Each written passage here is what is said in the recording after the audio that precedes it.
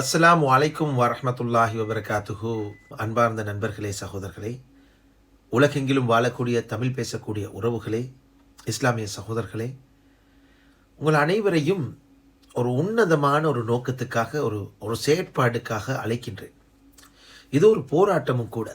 இந்த போராட்டமானது உண்மையில் அங்கே பாலஸ்தீனில் நசுக்கப்பட்டு கொண்டு இனப்படுகொலை செய்யப்பட்டு கொண்டிருக்கக்கூடிய காசாவிலும் ரஃபாவிலும் அநியாயமாக கொன்று குவிக்கப்பட்டு கொண்டிருக்கக்கூடிய அந்த பாலஸ்தீன மக்களுக்காக இஸ்ரேல் புரிந்து கொண்டிருக்கக்கூடிய அந்த அராஜகத்துக்கு எதிராக அவர்களுடைய அடாவடித்தனத்துக்கு, அடக்குமுறைக்கும், இனப்படுகொலைகளுக்கும் முற்றுப்புள்ளி வைப்பதற்காக ஒரு போராட்டத்துக்காக தான் உங்களை அழைக்கின்றேன். அதுதான் எதிர்வரக்கூடிய மே மாதம் 10 வெள்ளிக்கிழமை உலக சர்வதேசத்துக்கு ஒரு அச்சுறுத்தலை விடுக்கக்கூடிய வகையில், ஒரு சவால் விடும் வண்ணம் உலக பொருளாதாரத்தில் ஒரு தாக்கத்தை ஏற்படுத்த ஒரு போராட்டத்தை அறிமுகம் செய்திருக்கிறார்கள்.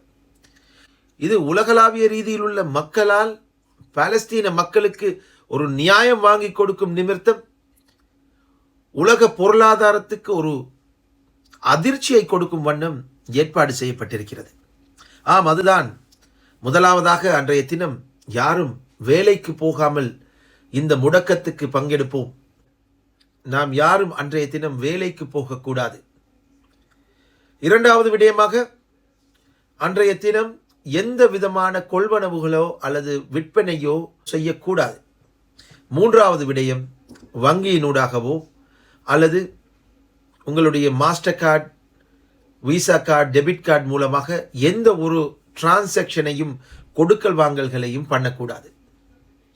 இப்படியாக வேலைக்கு போகாமல், எந்த விதமான கொள்வனவு விற்பனையிலும் ஈடுபடாமல், எந்த விதமான வங்கியினூடான கொடுக்கல் வாங்கலையும் புரியாமல் அல்லது காசு மூலமான கொடுக்கல் வாங்கலையும் புரியாமல் இந்த சர்வதேச பொருளாதார முடக்கலில் நாங்கள் பங்கெடுக்கும் போது எங்களுடைய மக்களுடைய சக்தியை இந்த உலக பொருளாதாரத்தை ஆட்டி வைக்கக்கூடிய சில முதலாளித்துவ நாடுகளும் அதனுடைய அரசியல் குள்ளநரிகளும் புரிந்து கொள்வார்கள்.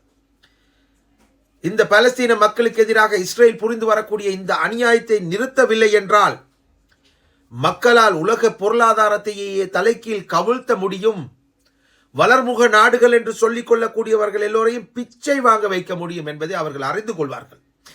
எனவே இந்த பொருளாதார முடக்கலில், இந்த புறக்கணிப்பில் நீங்களும் நானும் இன, மத, மொழி வேறுபாடுகளை மறந்து, நாங்கள் எந்த மொழியை பேசக்கூடியவர்களாக இருந்தாலும், எந்த இனமாக இருந்தாலும் பரவாயில்லை, எந்த நாட்டில் வாழ்பவர்களாக இருந்தாலும் பரவாயில்லை, இதில் நிச்சயமாக பங்கெடுப்போம்.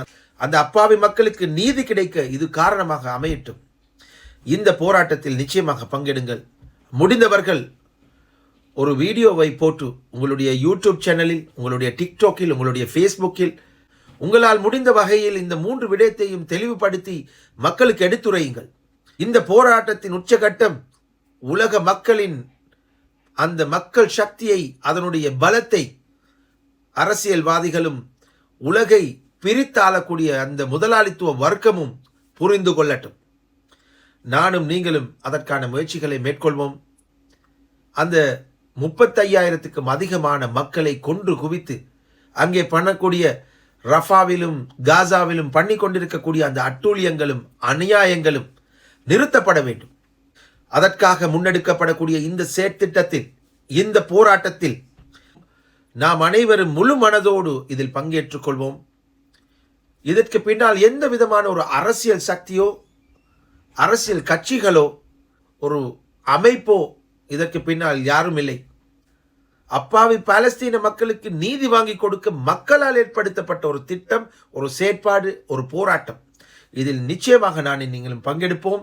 அதே நேரத்தில் மறந்து விடாதீர்கள், அவர்களுக்காக, அந்த பாதிக்கப்பட்ட மக்களுக்காகவும் எத்தனையோ பல்லாயிரக்கணக்கான குழந்தைகள் அழிந்து நாசமாகி போன அந்த மண்ணில் அந்த மக்களுக்கு ஒரு விடிவு காலம் பிறக்கட்டும் என்று இறைவனிடம் கையேந்தி துவா கேட்போம்.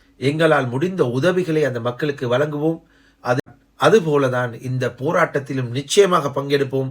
எனவே மறந்து விடாதீர்கள், எதிர்வரக்கூடிய 10 மே மாதம் இந்த உலக பொருளாதாரத்தில் ஒரு அச்சுறுத்தலை ஏற்படுத்தி, ஒரு அதிர்ச்சியை ஏற்படுத்தி, மக்கள் சக்தியை மேலோங்க செய்து இந்த இனப்படுகொலையை உடனடியாக நிறுத்துவதற்கு நாம் எங்களால் முடிந்த முயற்சியை முன்னெடுப்போம் என்று கேட்டுக்கொண்டவனாக உங்கள் அனைவருக்கும் அன்பு சலாத்தையும் நன்றிகளையும் கூறி விடைபெறுகின்றேன்.